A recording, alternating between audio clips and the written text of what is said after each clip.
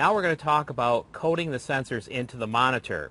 First of all, you want to turn your monitor on, and you'll notice that there is on the right hand corner a battery indicator. You want to make sure that you have this charged.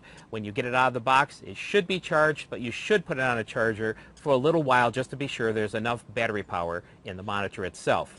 So what we're going to do is we're going to code two sensors. If you do have a 507 system, then you can get it in the cap or the flow-through, as we had mentioned. Now, these will work in conjunction with each other. You could have the cap on your car if you have a towed vehicle that you're towing.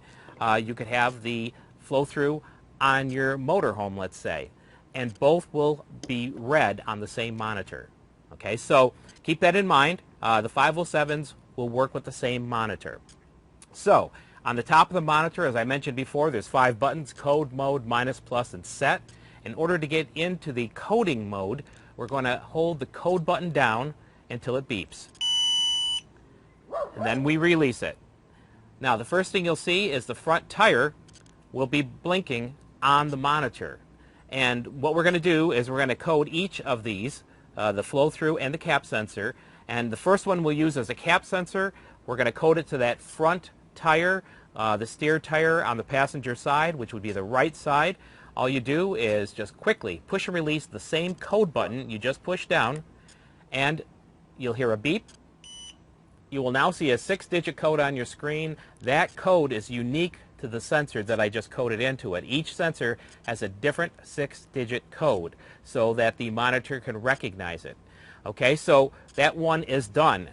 Now we'll move on to the second tire we're going to code, which in this case is going to be on the left side. It's going to be the driver's side on the front steer tire. So we're going to take our flow-through sensor and we're going to just put it up against the monitor after we hit the plus button to go over to that tire. So now we're on the driver's side tire. It's flashing.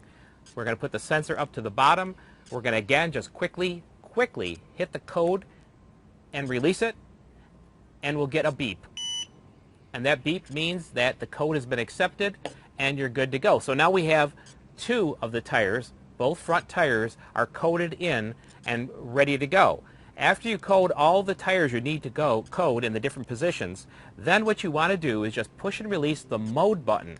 When you push and release the mode button, it'll bring you to the standby or the operational look on the screen. So you will now see that there are 2 tires coded in, the front 2 tires that we just did, one with the cap sensor and one with the flow-through sensor.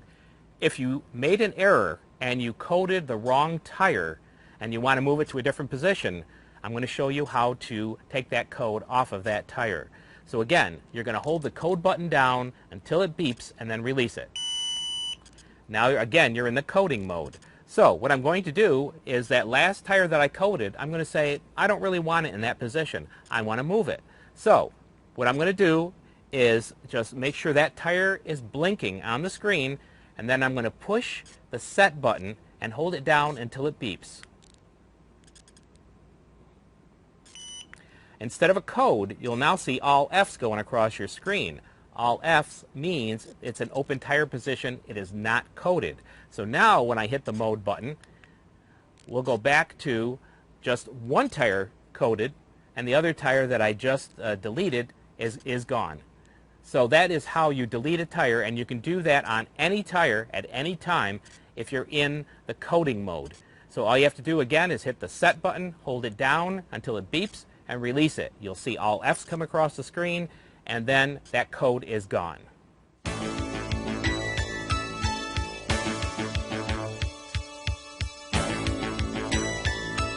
Next, we're going to set the tire parameters, and it's very easy to do.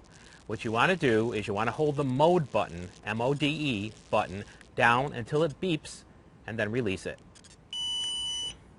After it beeps, you'll be in that parameter setting mode. The first thing you'll see is PSI, and you're going to keep pushing and releasing the mode button quickly as we go through each stage of this. So you push mode again, you'll see an F for Fahrenheit. If you do not see an F on the screen and you see a C on the screen, you will push and release the plus button. That will change from Fahrenheit or from Celsius to Fahrenheit or vice versa. depending on what you want. If you're from Canada, you'll probably want the Celsius or the centigrade. So then you'll move on, push the mode button again. The next thing you're going to see is you're going to see your front axle blinking. We set all our high and low pressures per axle because normally the tires on an axle are the same.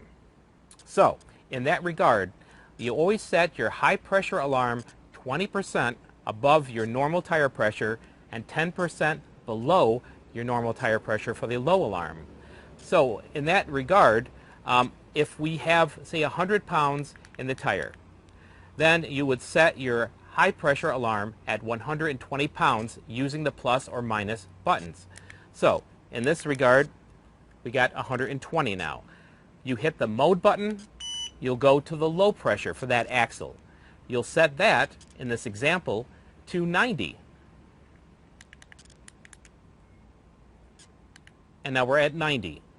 So your pressures, of course, will vary because depending on what your normal pressure is your tire, again, always set it 20% above for the high pressure, 10% below for the low pressure alarm. And if you are going into climates that are warm climates, I sometimes would suggest to set that high pressure to 25% above instead of 20%. That'll give you a little more leeway when you're traveling down the road and your tires get a little bit hotter because you're in those higher temperature ranges.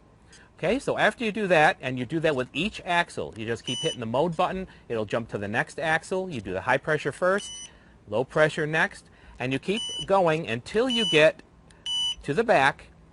You'll notice that all of the tires are blinking on the trailer section of our monitor.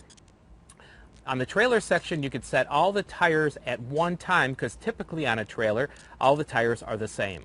So you'll set the high pressure at 20% above your normal pressure on those tires, and you'll set the low at 10% below the normal tire pressure on those tires.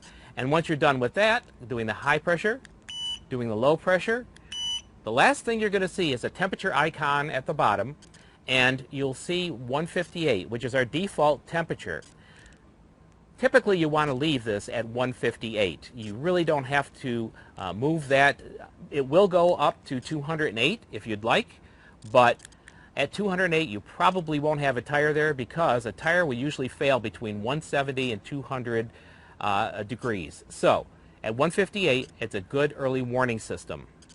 So leave it at 158 unless you have a special circumstance, and that is the last setup. So in order to save everything, you hit the set button and release it. Just press and release the set button. It is like a save button. It'll save all your parameters, and you should be good to go with your monitor. And that is the complete setup of the 507 system.